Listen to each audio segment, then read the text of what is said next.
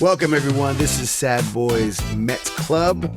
This is our second episode. I'm Giovanni Blanco. And I'm Franklin Blanco. Before we begin, please do all the things that you need to do to keep this thing going. Remember to hit that bell, smash that subscribe button, and don't forget to like. Like, and share. Share, please. We're going to just jump right in and talk about a lot of things because this is kind of almost an education for me because I'm a huge Mets fan. I'm just not a huge numbers fan. I don't keep track of all the people coming and going necessarily. I'm more about the games, but Franklin is definitely on top of it, and we're going to discuss. We're going to start off with something. What do you think? What do you think we should? I think we should start off with some of the big guys we got that we haven't talked about yet, because last episode we talked about Freddie Peralta and Bo Bichette, because those were the big guys. But today, I just found out that you didn't know about Luis Robert Jr. or Marcus Semien, who were two pretty big gets this offseason. And honestly, I think we should start with Marcus Semien because he's kind of... he was the first thing we did the offseason because he is who we traded to the Rangers. For Nimmo, right? For Nimmo. So... And I've recently realized Carson Benge is kind of just like a new Nimmo. Like he's very Nimmo. A baby Nimmo? Exactly. That's a new nickname, baby Nimmo. But Marcus Semien also, in a way, was us saying goodbye to Jeff McNeil as well because he was our second baseman. And we kind of knew we were getting rid of him, but that was the final bolt in the coffin.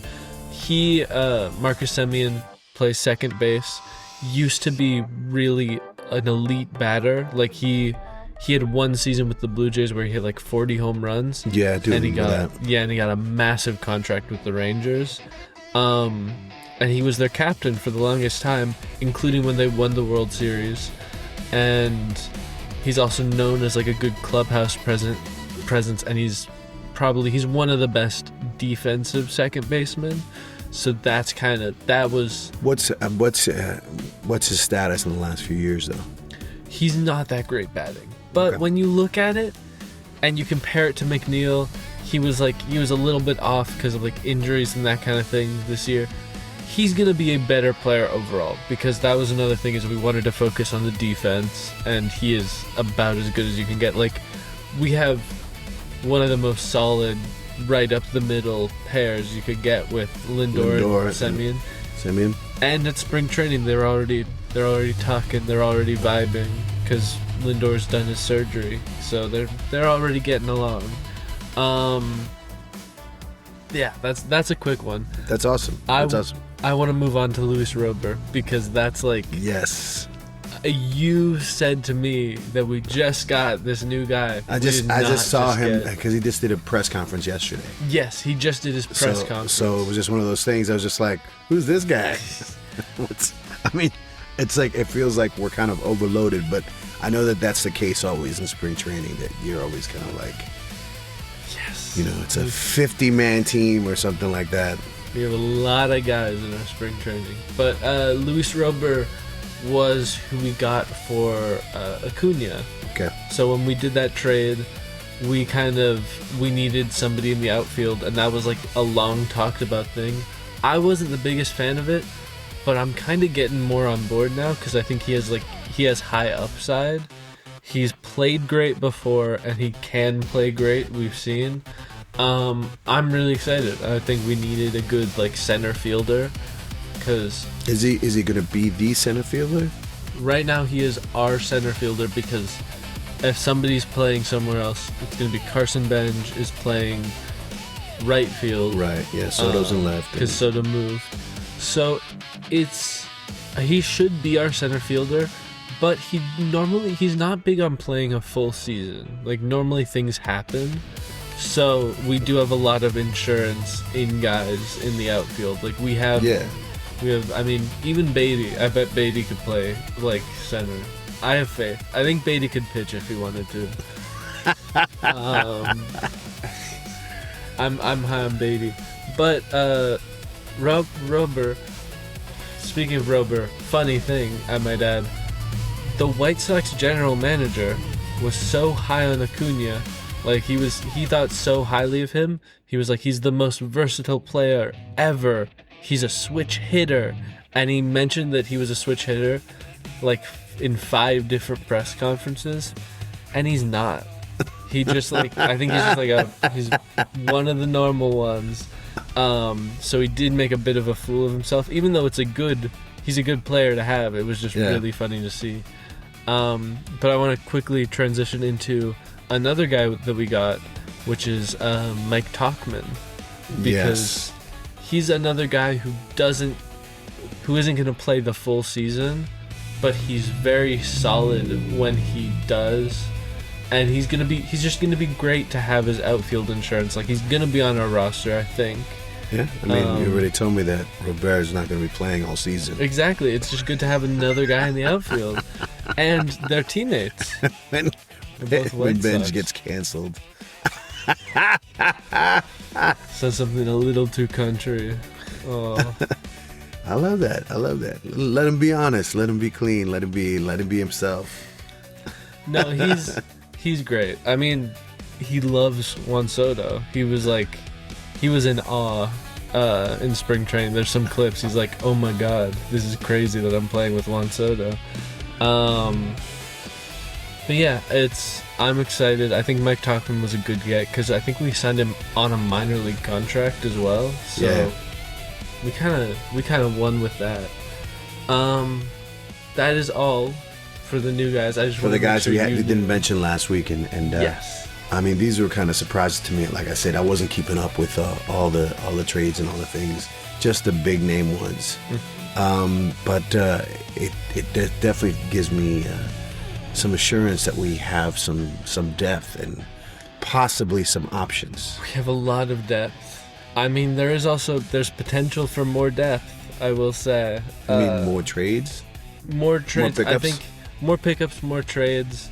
And also, of the depth we have right now, we have we have a bunch of smaller guys who are going to be like playing in our AAA, like MJ Melendez. I remembered this time. Couldn't remember last episode. MJ Melendez, because now we got Mike Tauchman. MJ Melendez is not playing on this roster. Realistically, he's going to be in AAA, which is fun. Like, I think he's going to be good in AAA. And then we have a bunch of catchers. Like, we have so much catcher insurance. That is something new. Yeah, we have.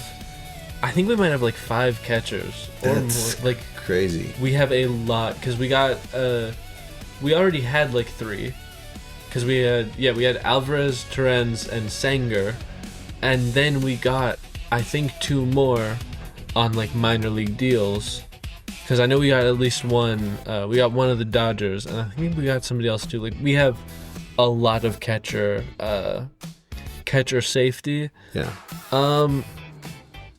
As well as catchers, I just wanted to mention somebody who I saw recently, who I didn't even realize we got. Like, we got him like a week ago. Who's Brian Hudson, which I think is really gonna be good for our bullpen because we have like no lefties. And realistically, we're kind of running out of time for move making. So I'm starting to think this might be who we're going into the season with. And Brian Hudson is a guy we just picked up. Very low budget. He was with the Brewers, but he pitched only like 15 innings. Like, he wasn't really He good wasn't at all. used, or was he injured? I don't know. I know nothing about him. I just Or was he just not? Was he just a not like person? He's like, Hudson again. I mean, as the Brewers are a big vibes organization, he might have been too tall. All their pitchers are like 5 feet tall. But I want to see what he can do in spring training. He's gonna be one of the guys I'm looking at, because him and Brendan Waddell, I think is his name, because he's going to be our first pitcher in spring training. And those are like 2 guys who realistically, we don't have much room in the bullpen. Yeah, they have the most to prove. Yeah, we have a lot of guys in the bullpen and not a lot of lefties, and they're both lefties, and they're both going to be fighting. Especially, we have less than other teams because it's likely we're going to run like a 6-man rotation. So there's only 7 spots or something for bullpen. So it's looking rough. But I think one of those guys is going to make it because they're both I think a lot of players we're not going to see that much in spring training because they're proven guys. But there are some guys that I think we should be looking at, like Brendan Waddell and Brian Hudson, because it's like they have things to prove and they might amaze us and they might be really good this season. Yeah. I figured I just might add that. Speaking though, sorry to keep ranting. All right, please continue. I'm being educated, so I'm learning about all these situations. Go ahead. I saw a really interesting trade proposition because we do need left-handed guys in the bullpen, and right now we're just thinking about he's kind of okay. He might be good. So last week we had the 4 wishes for you for this Mets this season. Now you have, this might be like a section that we do every week. What's your wish for the Mets this week? I mean, my wish for the Mets this week is, honestly, I think I have 4 again. I have 4 again. Let's go. A little bit of it's repeating. It's ambitious, yeah. But yes, on the topic of pitchers, on the topic of left-handed bullpen guys, the Tampa Bay Rays have a reliever named Garrett Cleavinger. He's very good because he throws very fast, and we don't have any left-handed guys that throw hard. Yeah. And we don't have much guys that throw hard at all. And he could be a place if they have an appetite to take a Ronnie Mauricio. I know you love Ronnie Mauricio, but more and more... Don't trade Ronnie. More and more Ronnie's looking like Acuna? Redundancy. Yes. Though it is funny that we do kind of need Acuna now. No shortstop. Which...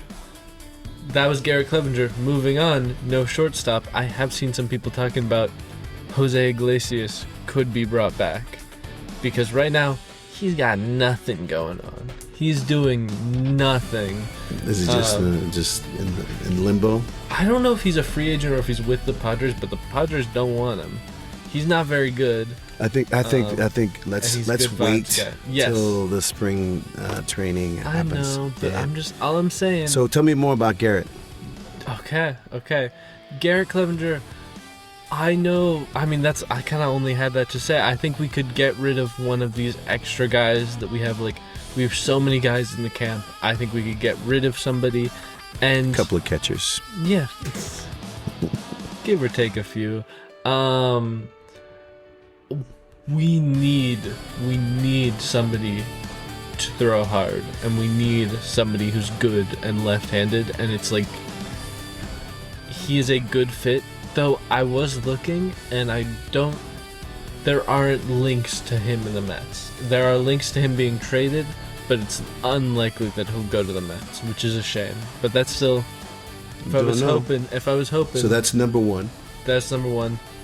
Number 2 was Iglesias.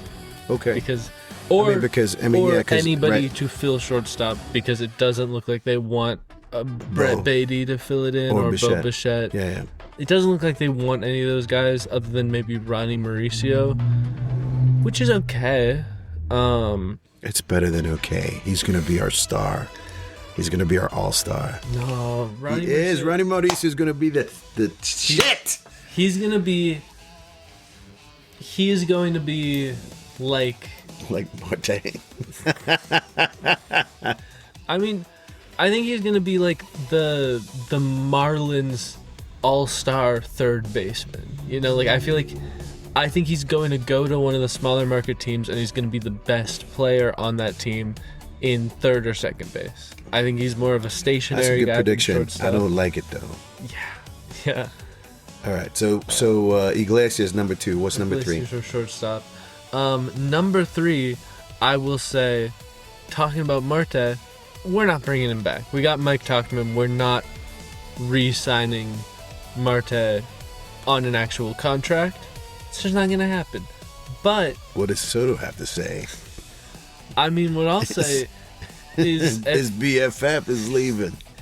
If nobody's offered Marte anything from what I've seen, if we just bring him back as like a coach, or like this happens sometimes, they don't want to rehire a guy to play, but he's just gonna hang around spring training. He's gonna hang around camp and be there for the vibes. I would love that for him. Like, I feel like he can be our guy if he feels like, yeah, you know what, maybe it is time. But he's good enough to go to another team. I mean, that's the thing. Nobody's gotten him. That's the craziest thing. Not yet. This is the thing. This is the thing. What's going to happen is what happens often too is that 2 to 3 months in the season, people start getting picked up. Like the scraps start getting picked up. I know. It's crazy to me to think that Mike Tauchman on a minor league deal happened before.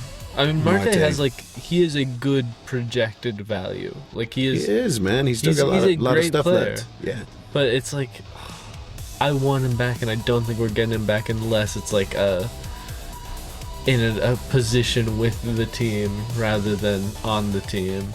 Well, that's a. So that's a wish. That's a wish for me. It's a lark. Yes. And then this last one is the most unrealistic, which is Byron Buxton for our outfield, because the Twins are kind of imploding right now. They're like second best guy got injured, second best pitcher, and their first best pitcher was on the trade market all offseason. He's still there, but they wanted to trade him. And if we gave them enough for Byron Buxton, I have seen that it could be arguably better for us to do both Byron Buxton and Luis Robert are injury prone. Yeah, so there's flexibility there. But then but if they play less of the season, I feel like we've got 4 people behind Robert. I mean, it's like. But do we? Because, I don't think Tyrone Taylor's making it. Tyrone Taylor. I'm not even going to Tyrone Taylor. Sorry, Tyrone. I love you, I am not Taylor. calling Tyrone. Tyrone Taylor, I will hire you. I will personally hire you. I'm not one of those people making memes about your overinflated stats. No hate. Perfectly inflated. But I'm just saying, all the people we just got, there's 2 or 3 people behind. There's a fear because we have Luis Robert, and then we have Mike Tauchman, who's more realistically going to be like a platoon in right with Carson Benge over center field. And then we have a couple of guys like Beatty, and even I bet Polanco could play. Beatty's another guy, or Polanco's another guy who can bounce around, though I think he's mainly infield. And then we have MJ Melendez. Yeah. And that's not the best. Yeah. I mean, we need. I mean, yeah. I mean, we can only hope that they have. It's not gonna happen. It's not gonna happen. It's. I think the first month, this first 3 to 4 weeks of spring training is going to be telling. They're going to know right away if they're going to have to do those kind of make sacrifices. Well, I don't even know, because those were my 4 things. We might as well move right along. Hold on. So you're done with those 4 things? You don't have nothing else? Those are my 4 things. I'd like to add something to it, because I like to add something to it. I think that my wish is that the Mets invite you and me to a game. Officially, the Mets invite us to a game. That'd be my wish. To add the 5th. I like if it's going to be a tradition where you have several things on a wish list, and I'll just add a little cherry on top. That's my wish.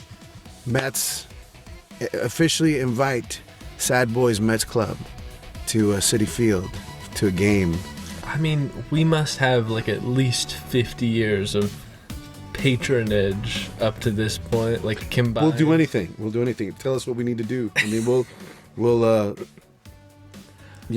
post a Mets thing every day saying how much we love the Mets. And the thing is, we live in LA, or LA County area. And it's not the easiest thing to be a Mets fan here.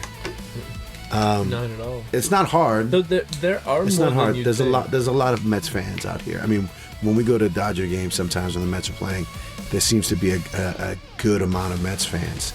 But we always have to wear helmets because they keep pelting batteries. But that's my wish. Mets, invite us officially. Invite the Sad Boys Mets Club to Citi Field. It would be fun. We'll be polite. So now that we've officially begun spring training, players have reported to Point St. Lucie, and the injury list has been. I mean, luckily it's not that bad. It's more so we have a lot of guys on injury watch.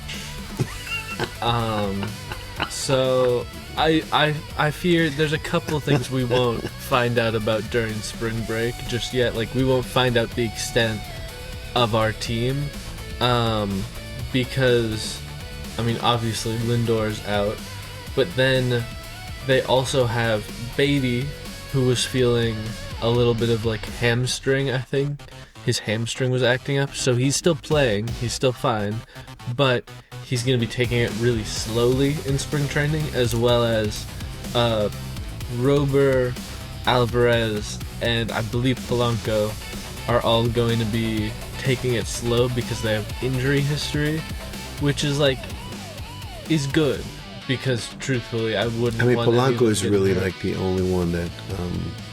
But even Robert, I'd want to have seen how they work with. No. But Yeah. Polanco's the one who's like, something crazy is gonna happen with him. No matter what we do, it's gonna be crazy because he's like. I mean, I've seen him training. It looks exciting, but he's a weird first baseman. Yeah. He's playing first base like a shortstop, which is fun. How so? He's being a lot more. I mean, I guess I'm more comparing it to Pete Alonso. He's very fluid. he's spry. Yeah. He's not a polar bear. Exactly. Big difference to look at and watch. And he's kind of been tearing it up in batting practices as well. Okay, I'm good. excited for him. I'm really excited for that. Speaking of Port St. Lucie, they just broke ground on the new facilities that have been in talks for like 5 years. They're completely upgrading everything. So wait, are they done or they're starting to? They just started, but it should be done by next spring training. Like, it should be not this thing. spring training, the one that we're going to. Not this one, but hopefully we'll go to the next one. If there even Porta is one. potties it is. We'll see. We'll Yeah. see how next season pans out. Actually, because- if anybody's watching this, anybody out there who's been to spring training, who's been to Point St. Lucie's, seen the Mets in spring training, we are curious of what that experience is like compared to, say, Citi Field or Shea Stadium. What it's like to see them play in that environment. Does it feel like Little League compared to Major League, or is it just like, hey, it's just a different thing? Does it feel like watching the Sacramento Athletics? Or the Bad News Bears? Oh, I would rather watch the Bad News Bears. So that we're looking forward to that. We're going to see a few games in a few weeks, actually, and we'll be excited to see some stuff. Hopefully, we'll have some cool footage from there. I'm excited. New facilities, all thanks to Steve Cohen. I know we have sometimes I have complaints about Steve Cohen. Hey, But it is nice to see him, because that facility being upgraded is for the players, and it's always nice to see effort being made to make the players have better times, because that's good. If the players are happy, they play better. it's always nice to see. I mean, it's like I also saw a video of I think it was Steve Cohen's wife everybody, like, she's very active with the team. Everybody knows her. Everybody likes her. That's really cool. I mean, I saw her like welcoming new players, and you know, you don't think that that's like their folks are on the ground and hands on, and but that's cool. That's really cool. You know, I don't know. This is like the kind of a tangent because we're talking about Cohen, but the whole thing with Soto and Lindor and Nimmo, about, we were just talking casually earlier about people wanting someone to be a captain, or players wanting to be a captain. For example, Nimmo's case, he wanted to be the captain, and you know, there was a lot of Lindor vibes. And then, of course, since Soto is like our all-star player, they would be naturally, they'd make him a captain if there was a captain. But Cohen kind of straight out said that Marcus Semien, who's known to be a captain, who's been there, done that. Yeah. But you know, Cohen said that there won't be a captain on this team. I didn't see why. I didn't get to see that interview. But did you hear? I'm paraphrasing, but I think it's mainly just about, it's meant to be a team where everybody's doing some leading. Everybody is a team player. It's less like the Yankees. It's less like the Yankees, where it's like it's Aaron Judge and his band of and friends. The gang. Yeah, it's like it should be everybody is like everybody is the face of the team rather than just the one guy. Even though having that captain role can be good, but like we saw, even without the role, Lindor was like acting as the captain, and it was just working. Spiritually. He was just moving people. Yeah, moving people. I think he's right to say that we don't need the captain. Official captain. Yeah, it's too much drama. I think the last time we had one, it kind of messed him up. He was like a great player until he became captain, and then like had all these back injuries and stuff. It's a curse. I don't want to say anything. It's like his Connect jersey. Gotta love the curses. I mean, it's not baseball without the superstition. I'm gonna go completely left field. I'm gonna ask you, who's your favorite player in baseball right now? Baseball right now at this very moment. Overall. Would it be crazy to say Jonah Tong? I didn't think you'd pick someone from the Mets, but yes, that'd be crazy. That's awesome. I mean, he kind of almost seems not like he's playing baseball. He's just, he seems like he's like an elf who's just like appeared in Mets land. He reminds me of like the movie Elf. Like he's got this sort of like innocence about him that's kind of like fresh, and he's like, "Hey, everybody, we're here to play Mets." No, you saying it seems like he's not even playing baseball. Like, no, I mean he's going to be amazing. That's like you said that, and I thought of Anthony Volpe. Like that's what that statement makes me think of.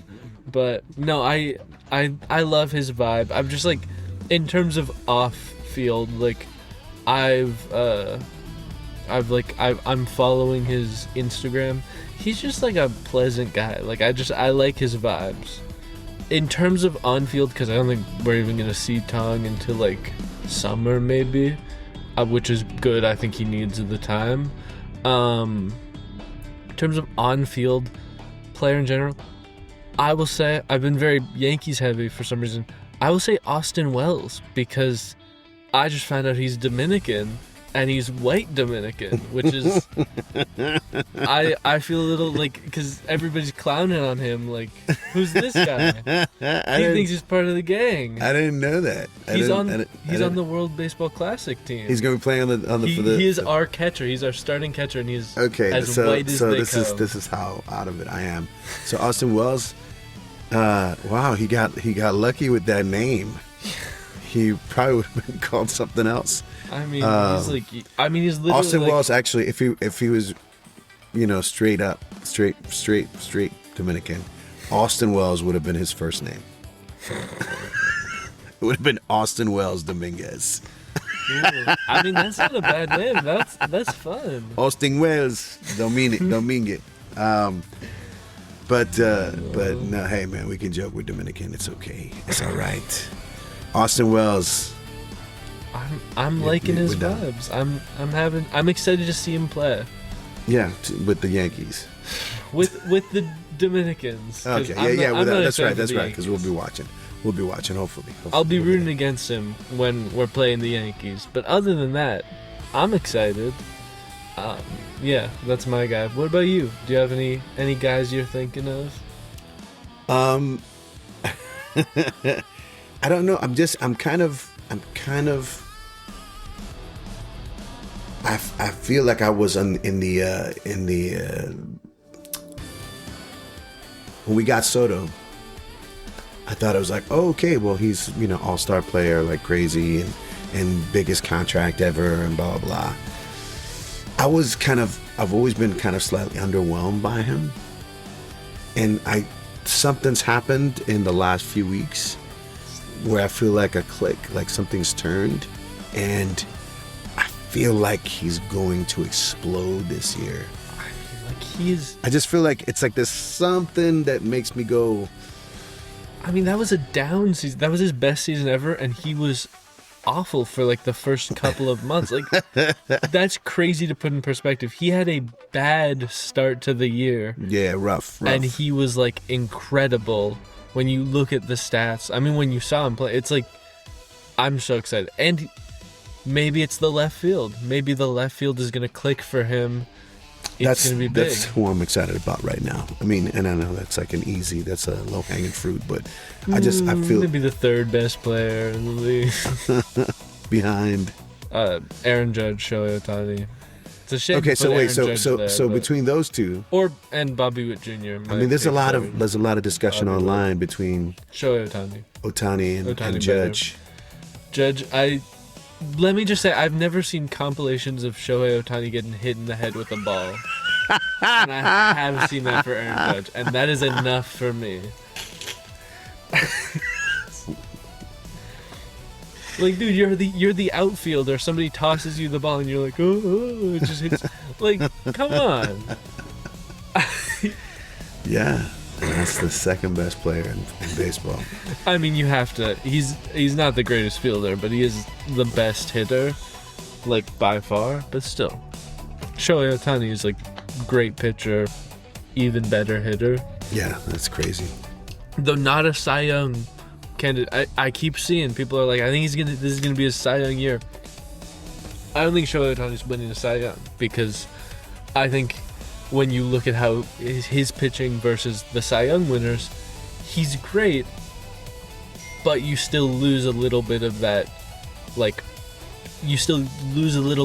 pitching because you're so good at batting, you can't spend all your time getting great at pitching. But he's still a great pitcher. There's got to be one or the other, really, at the end of the day. But I mean, that's a theory that goes around. Yeah, that's what they used to say. Yeah. I still think Shohei Ohtani is going to be the best. I think he's still going to be great, at least until like 2030. But I think, I'll say it, I think Juan Soto might be better for longer. If we look at the next 10 years, I think Juan Soto is going to be better. I mean, let's hope that he earns that contract. 15 years. Or 14 now. We're 1 year down. So, we're just a weekend spring training, right? If we had to predict what the lineup looks like right now, as of now, and let's say Lindor starting first day. Lindor, I think he's going to start first day. Okay, let's just say that. Let's just put that out in the universe. Lindor starting first day. What does the lineup look like to you? I mean, I love our lineup. I think it's going to be...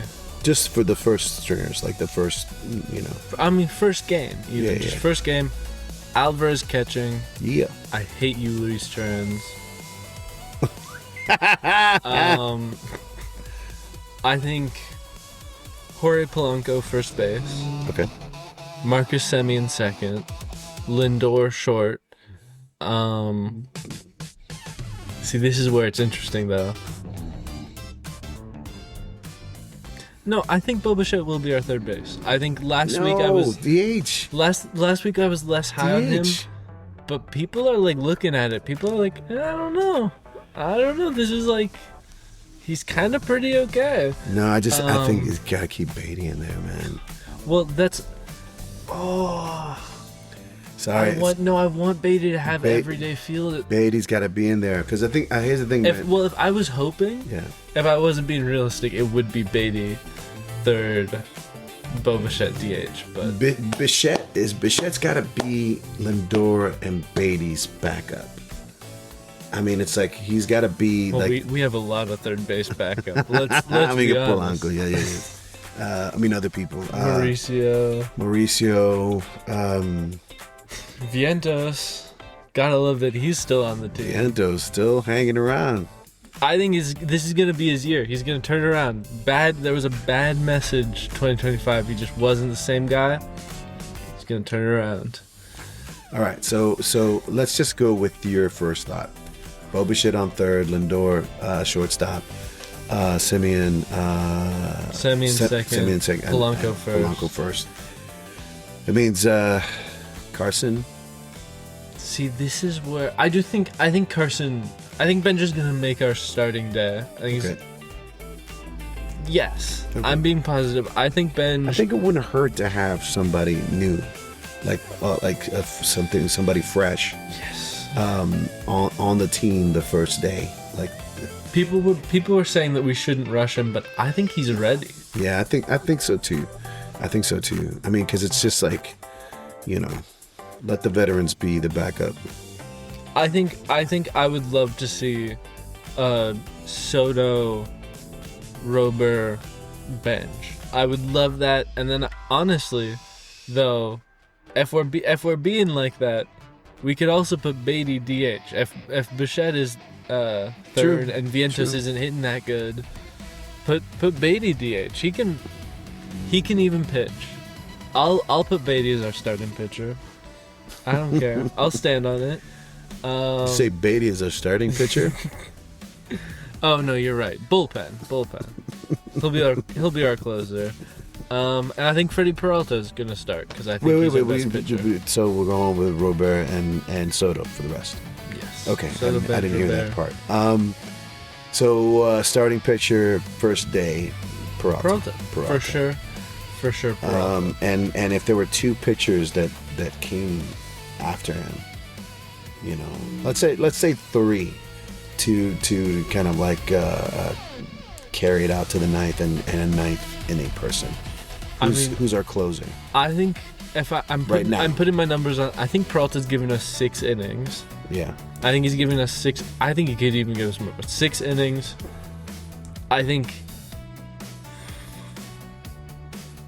it's either Devin Williams or Luke Weaver is going to be our 9th inning guy.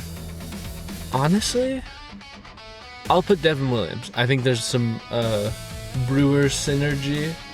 I think that might be nice. And then to fill out 7th and 8th,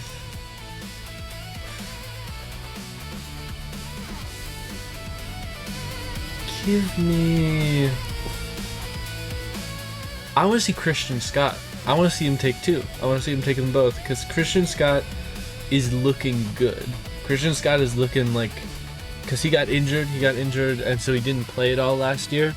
But this spring training, he's like... There's a clip from the batting practice of him striking Soto out, which is always a good example of like, if you're going to strike anybody out to prove you're pitching, it's going to be Soto. Yeah, I want to see that. I want to see Peralta, Scott, Devin Williams. Okay, cool. There's your Frankie prediction. And first day lineup order. I want to see if I can. I want to see how close I'll get. This is what this is for. I want to see how close I can be. Lindor leadoff, of course. Yeah. Because he will be healthy. I think Lindor leadoff.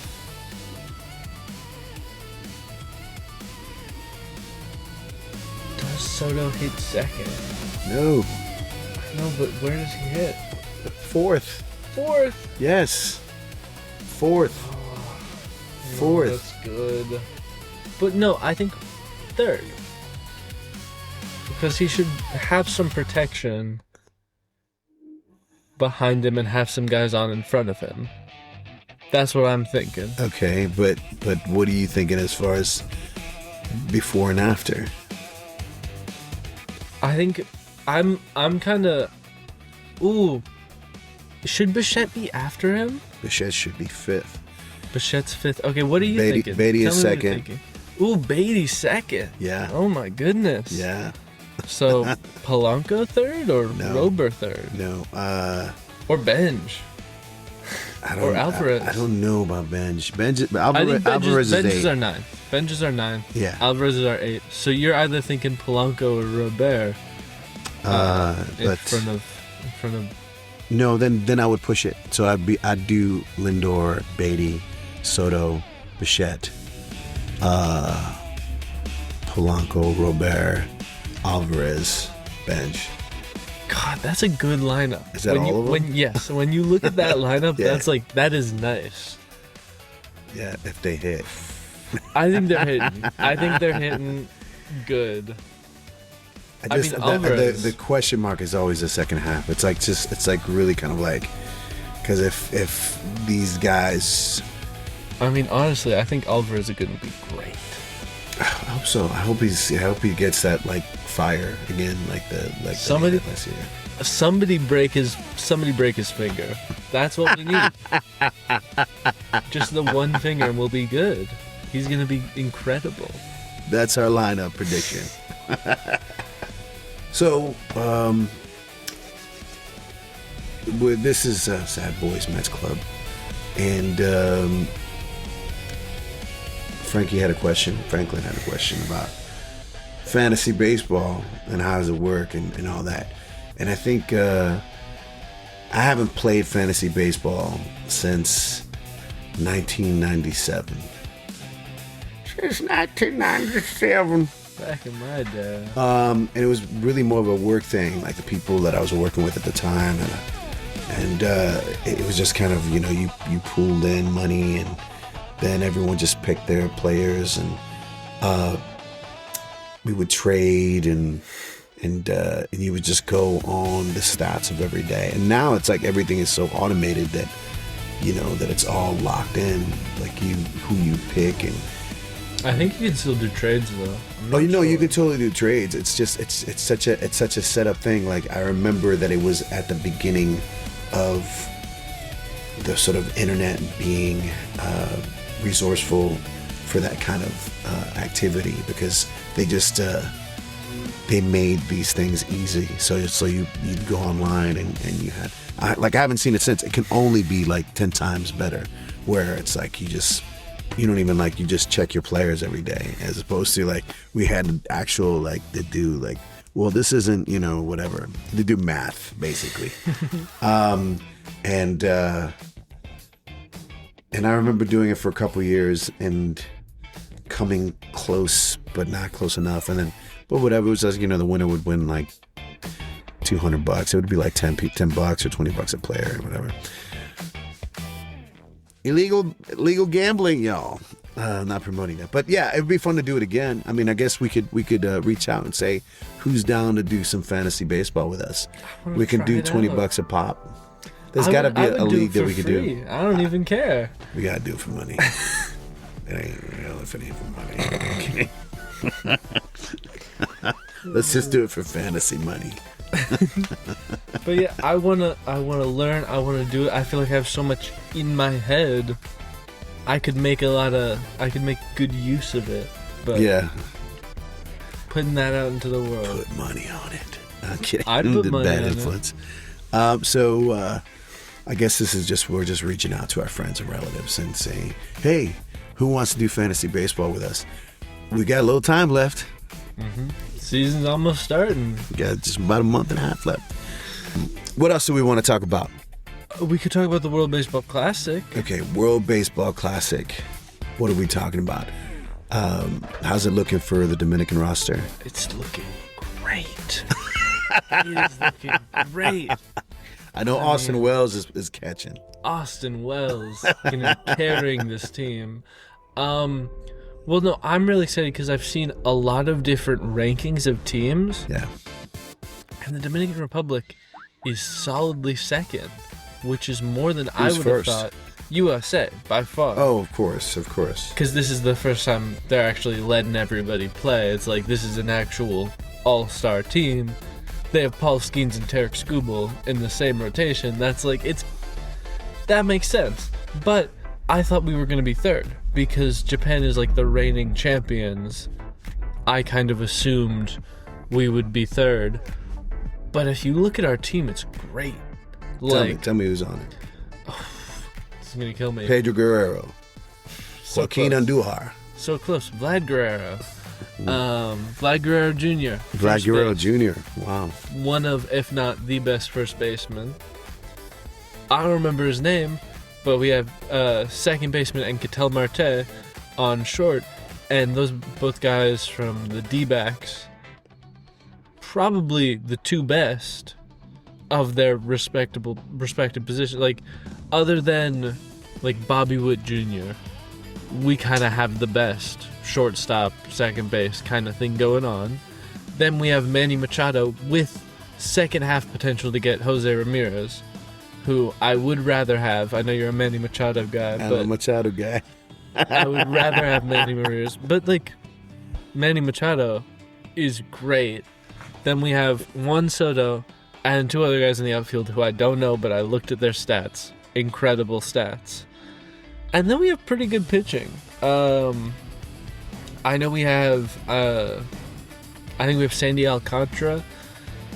Other than that, a lot of like lesser known pitchers for me. But at the same time, because Dominican players aren't typically known for being the pitchers. Yeah. That's been the struggle in past World Baseball Classics is the pitching. But it's like if you look at all of the stats, we kind of have like a really beefy pitching lineup too. On top of, and I forgot to say, Austin Wells catching. That's gonna be our team. And then we have like, God, it's such a good team. It is better. It's probably some of the best team building I've in the World Baseball Classic up to this point. I think it's really good. I think our biggest competition is the U.S. We have a chance. I'm excited. I'm excited to watch Italy too because it's such like a weird team, but they kind of get a lot of guys because it's like Italy is just the better Israel because Israel is all the mediocre players who couldn't make their team and mediocre Americans, and then Italy is all the like pretty good Americans. like Italy has some good guys on it, so I'm excited to watch Italy. I think Netherlands was like a surprising team. Like, oh no, Netherlands wasn't a surprising team. It's just a team of like electricians. It was surprising in like basketball one year. They like, because I think Netherlands or one of those European teams is always in everything, but they never have enough players or that actually an play. Actual league. Yeah, they don't have an actual league. They just want to send guys out there. So it's like their rec center basketball team playing like the best players in the world, and sometimes they win. And I want to see if they can win this time. Sounds like a Disney movie in the making. I'm shocked there hasn't been one already. That's like, it's the perfect thing. I'm excited. I think that we're gonna crush the U.S. I think we're gonna crush Japan. Hopefully, I'm more scared of Japan than I am of the U.S. because the U.S. is a lot of people who I feel like are supposed to be scary, but it's like, but might not be playing like 100% because they don't want to like. But like also like I feel like our team has played Aaron Judge a lot, and I've never been like, oh no, Aaron Judge is up to bat, even though he's a great bat. Like, even though you look at it as like he's supposed to be great, I've never been scared of Aaron Judge. Yeah. And they have very much a team full of that. Plus, Corbin Carroll out on hamate bone injury, just like Francisco Lindor. It's going around. Watch your hamates, guys. It's the new COVID. But yeah, so I think that we have a very good shot. Also, I think Venezuela might have a great shot, so I'm excited. Venezuela, there's a lot. I mean, I believe Mark Vientos is on that team. The tickets, I mean, just going on ticket sales alone, that Dominican Republic versus Venezuela game is that's the big one. $1,500 a ticket. I mean, that's how it works, there's a wish. Let's put that out there. No, let's put that out there. So Frankie and I are going to see 2 games, World Baseball Classic games. We're going to go see, do you remember what they were? Israel and either Nicaragua or Netherlands, because those are both in our pack. So Dominican Republic versus We're seeing the Netherlands. Oh my God, I'm so excited. Versus the Electricians, and Dominican Republic versus Israel. Versus Benjamin Netanyahu himself. He's going to be there. But then we'll be in Miami on that Wednesday where Dominican Republic is playing Venezuela. We'll sit on like a big tall building and look over onto the field. Any recommendations? If anyone has any recommendations, if there's a place, if there's a hotel like lobby or like a rooftop restaurant that we can kind of just peek over, or if anyone wants to hook it up, I'm just putting it out there. We're cool people, and hey, or anyone on the Dominican team. Come on, man. Come on. Jugalo. Austin Wells, I'm looking at you.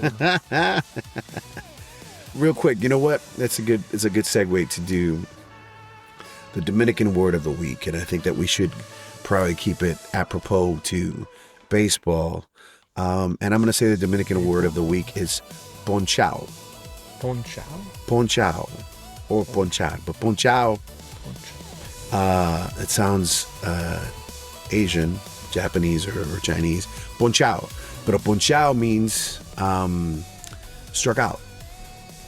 So because you got punched out. Yeah. You got ponchao. So ponchao.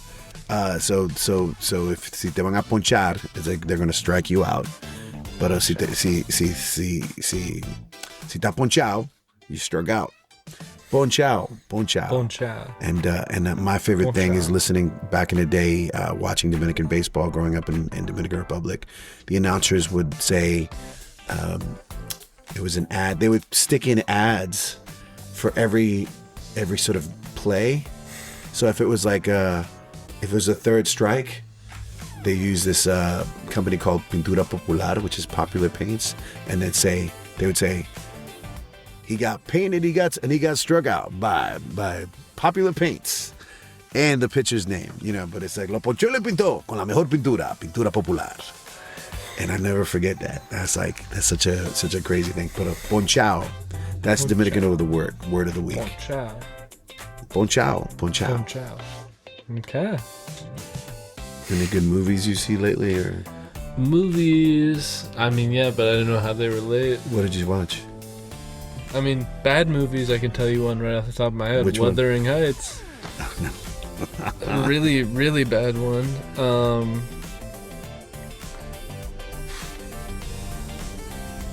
Yeah, nothing that works. Melania. You watched it? I watched the first 20 minutes.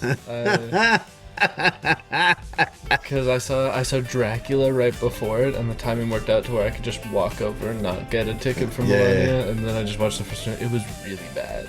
It was because it was so funny because she does nothing, and it's a movie about all the things she does, and it's like there's also, not to make fun of her accent, but I didn't realize I left Dracula.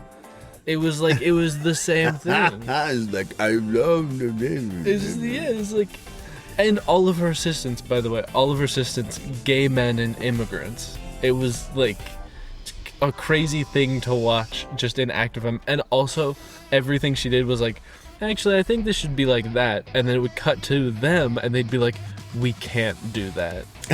How can we trick her into thinking that we did that? It's like, it was crazy. That's hilarious. All right, so that's the wrap up for Melania. Tell me about Dracula. Dracula. I got the accent now. So I'm careful. I'm a big Luc Besson fan. So I haven't seen his other stuff, but I can tell you it's better than that. Just because it's I haven't even seen Nosferatu, but I know what people are talking about when they say that it's just a worse Nosferatu. Like, he watched Nosferatu and was like, I can do that, and he couldn't do that. Yeah, it was like Wuthering Heights bad. So Wuthering Heights was bad? I haven't seen any of these movies.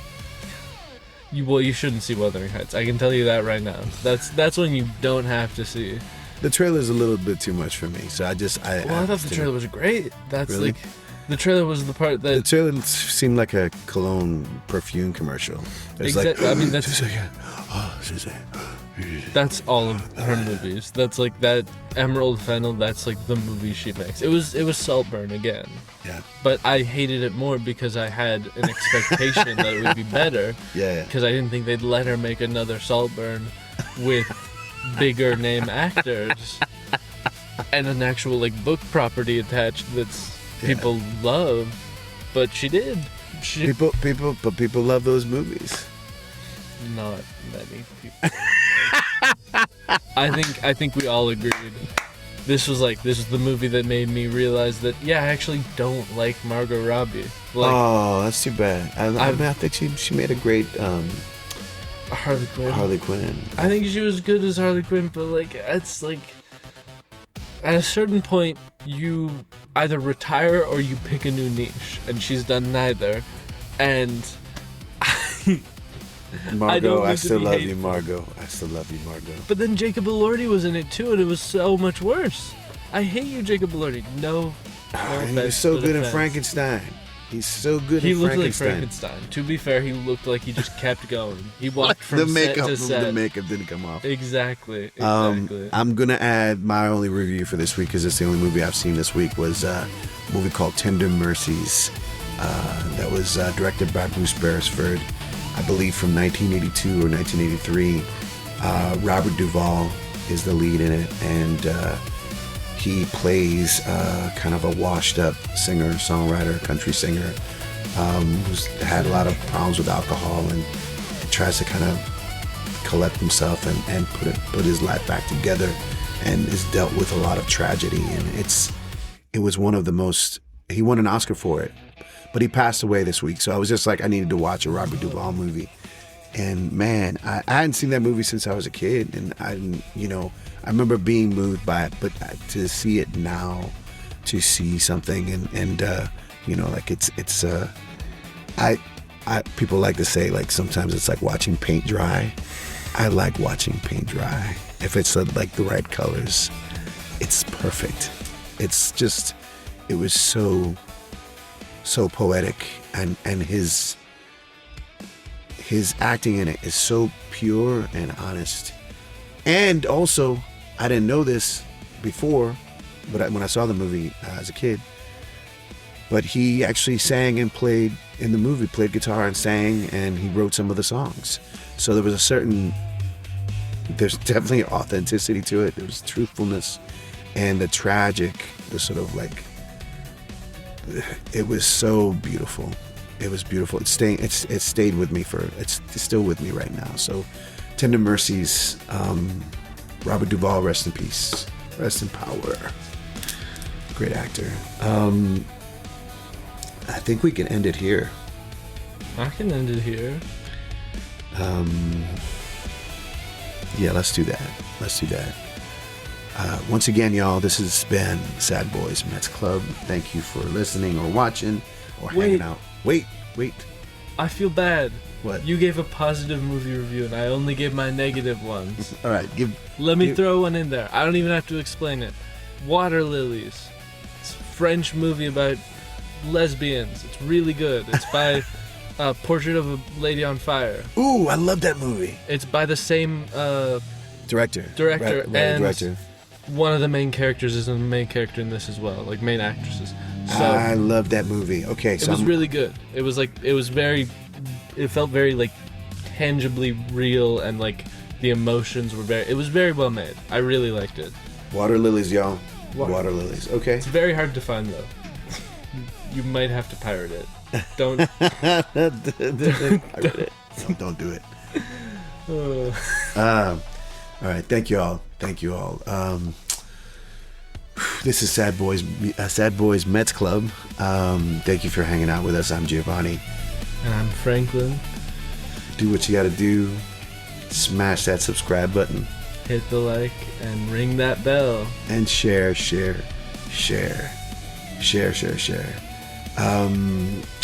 We just say two things when we leave. Is let's go Mets. And there's always next year. There's always next year. Bye, everybody.